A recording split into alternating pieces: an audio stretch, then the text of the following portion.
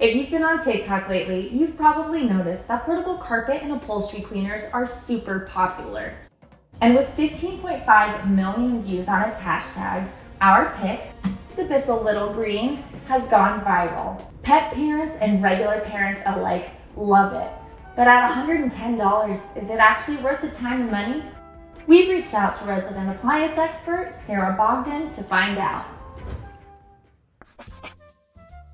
Are you a regular on cleaning TikTok? No, actually. Okay, shocking discovery. I would have never guessed. I think the Little Green might be like popular because it is one of the cheaper models you can get, but it's also one of the best models you can get. I found it really useful for like cheap synthetic carpeting, microfiber couches. Those are the easiest to clean. Those things are really meant for like spot cleaning. They're like sucking up puke or diarrhea, honestly. So Sarah, can you tell me a little bit about how upholstery and carpet cleaners actually work? You fill the tank up with water, add your cleaning solution, and there's usually a line on the tank indicating where you should fill it up to. There's a spray button. You kind of want to suck some of that up first or scrape it off. Gross. It comes out of the nozzle, the water and solution formula, and then you just use the bristle brush to scrub the stain out. And then you can use the brush to also suction up the nastiness as well as any leftover cleaning solution and water. This is pretty nasty. And once you're done with that, you're going to want to clean the tank immediately. So that really just means emptying it out. I recommend dumping it in the toilet. I hate it. Just because if you do have gross stuff in there, you do not want that smell sticking around. Giving it a good rinse and swish. And yeah, it takes a little elbow grease depending on your stain. This is about 7 minutes worth of work on a third of a can of chili. This is my first time using this. It took a lot more effort than I thought. I kind of anticipated it would maybe have stronger suction. I clipped this in place, but it did leak on the floor. I feel like it just made another mess for me to clean up. What kind of surfaces were you testing on? Give me the ruggy details. We tested on a medium pile cream colored area rug, and we ended up using chocolate syrup, red wine, chili, and this oil pastel alternative for kids. And all four of those things were difficult to get out. And we applied each stain equally to different squares on the carpet and timed how long it took for the carpet cleaners to remove the stain as much as possible before we stopped noticing a difference.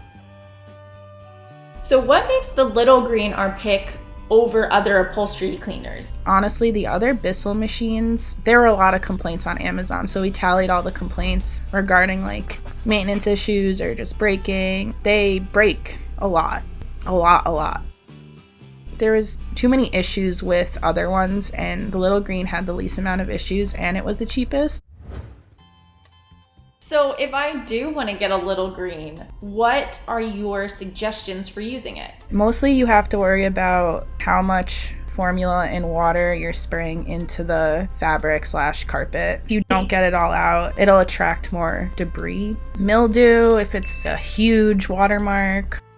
You're not going to want to use the Little Green to clean like your couch that's been kind of just dingy over like a few years. It's probably going to make it too wet. You'll get so much soap in it, you won't be able to suck it out, and your couch will probably be wet for days. What do you think are some maybe cheaper alternatives for people who don't necessarily need an upholstery cleaner but do tend to encounter some messes from time to time? Okay, there's this thing called Woolite InstaClean that works really well. You just kind of like put it on the carpet and then scrub it and it goes away. But the problem with that is, again, that cleaning formula is going to stay in the carpet. I still hate it, but it's less expensive and seems, faster, similar effectiveness.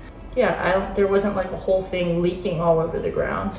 This looks fluffier because it sucked it out though. So I could see where that would make you happier. You could use dish soap as well and like get a wet rag. That did the same job and like cleaned it just as well. The biggest key here is to remove everything from the carpet. I'm just trying to get some of this soap broken up because it feels much soapier than any of the other ones. Why? It looks white, but it's just soap. It's just soap. Just toss it in the washer. Ew, ew, ew! I hate it. I had to know. I had to know.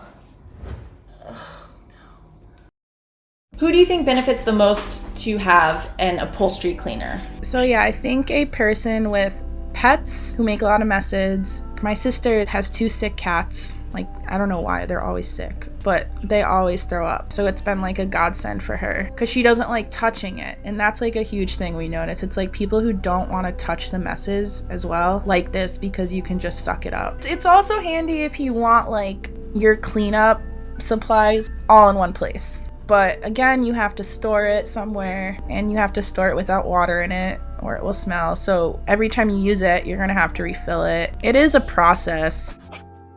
I think this is good to know though. If you don't have a pet that's making a mess, a kid that's making a mess, or friends who are prone to spilling wine consistently on your carpet, you might not need one of these. Maybe something isn't useful for everyone, but sometimes things that make things more convenient are just a godsend for some people. And because convenience, sometimes you can't put a price on that. You're totally right. That's exactly what we need to like make clear here. Hi, I'm Haley, and if you like learning about gross things too, be sure to like, comment, and subscribe. Parmesan, stop jumping. Parmesan, come here, baby. Do you want to be in my shot?